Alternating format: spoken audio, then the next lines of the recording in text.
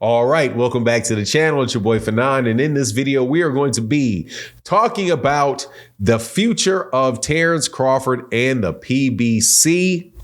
And according to people that I've spoken to, they are not very happy with Terence Crawford, and it looks like there could be a blackballing going on. Not good news for boxing, but totally predictable considering the way and the things that have taken place. Let's talk about that in this video.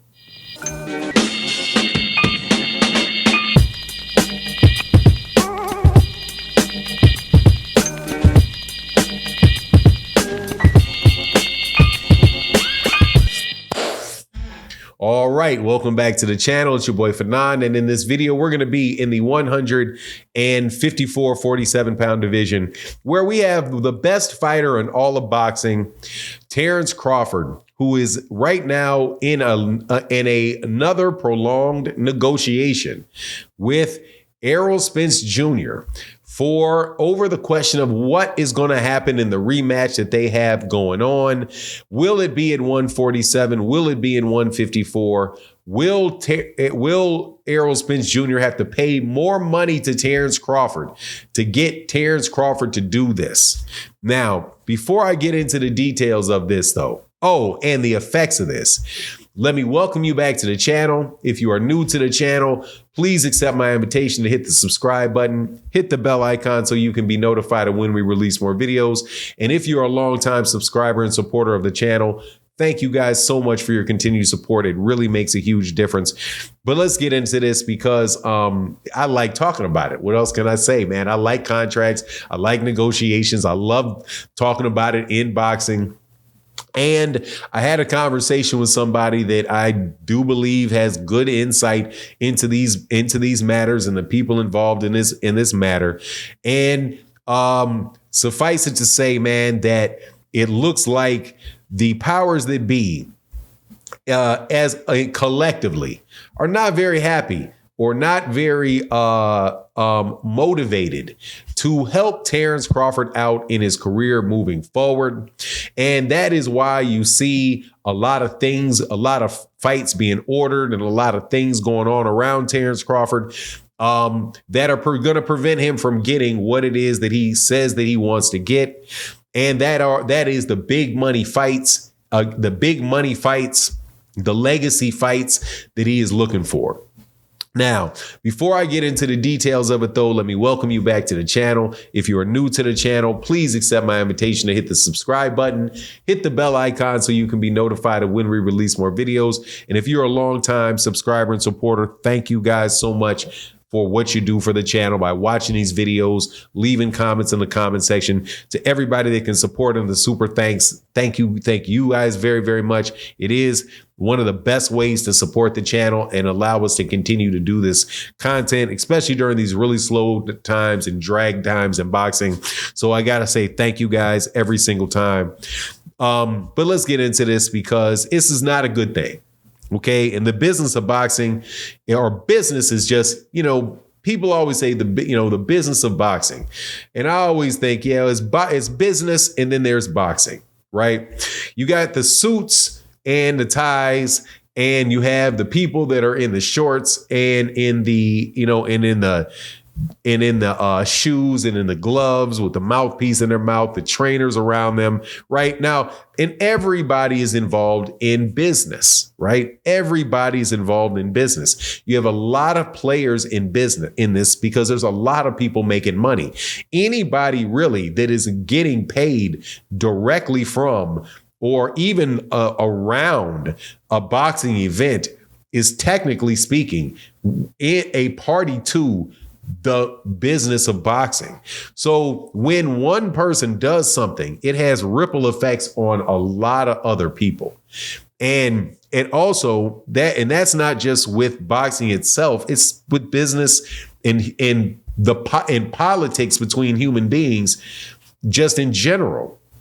So it should not really come to anybody's surprise that when you are participate in a very, very big fight and people lose money or people are unhappy with the way that it turned out, or they don't believe that the way that something turned out is going to lead to greater prosperity down to them down the road, they're going to do a lot of stuff to try to hold it up and say, nah, man, we can't. We got to change this situation because this is bad for boxing, right? A guy that is very famous, in my opinion, well, Twitter famous, let me put it that way, because we ain't really famous, Twitter famous. People know who he is. Rick Glazier made this statement when he was on a channel called Manager Marty, and he talked about how he believed Al Haymon was bad for business because Al was paying Mr. Haymon was paying these fighters all this money. And since he was paying these fighters all this money, they weren't fighting very often. And since they weren't fighting very often, it made it that the fighters can't grow, the fighters can't get bigger, the names can't get bigger, right? And it's really bad for the sport. But if you really analyze it, what he meant is that it is not opportunities for as many fight cards. And since there's not as many fight cards, because, the big guy, the big names are the ones that support the card, then what you wind up having is you have a lot of smaller fighters, lesser known fighters that aren't getting fight dates. And the people that make money, their managers, the people that connect them to fighters, get them on cards, right?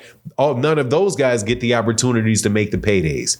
So it shouldn't come to surprise that there has been a very big pushback, or at least it looks like there's been a pushback against Terence Crawford as a result of what went on with the Errol Spence Jr. fight and a reputation that he gained when dealing with Bob Arum, which was being very, very focused on himself and not necessarily looking for deals and trying to create deals with people that were mutually beneficial for all parties involved.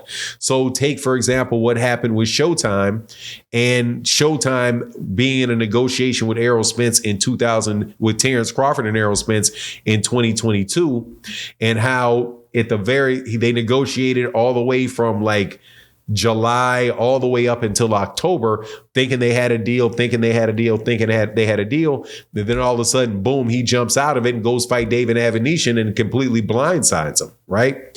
And then he wins the fight with Errol Spence, and they want to make another fight with Errol and Terence is putting out messages through people in his camp that he doesn't want the fight, that he really wants Canelo, that he really wants Jermell, and he's not going to take the fight at 147.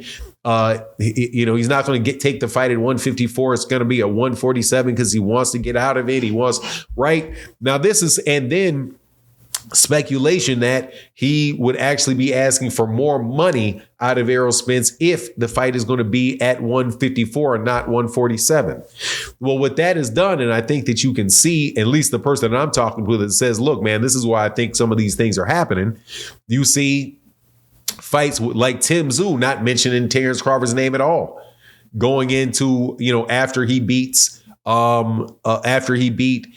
Brian Mendoza, immediately talking about Jermell Charlo, even though the WBO tried to force a Terence Crawford fight on Tim Tszyu.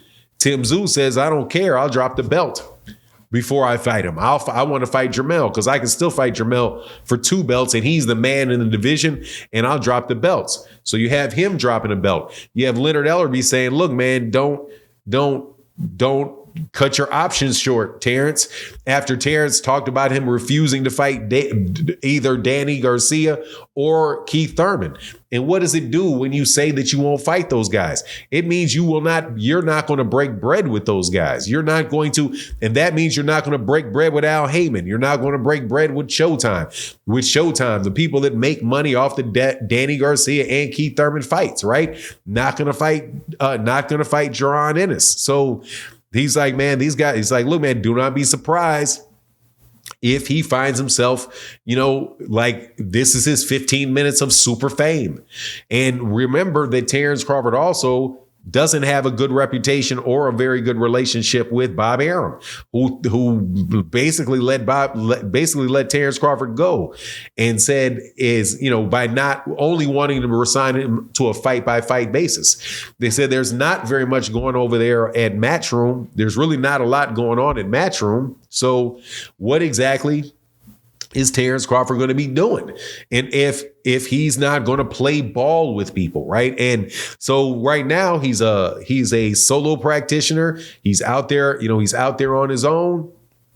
But we will see whether or not people are going to actually continue to work with him, or he'll find it a situation where really he's going to get some low money fight. He'll get the Errol Spence rematch, get a couple lower level fights, and then that may be it for him. But anyway, that's my take on the matter. You let me know what you think in the comment section. And with that, I'm out.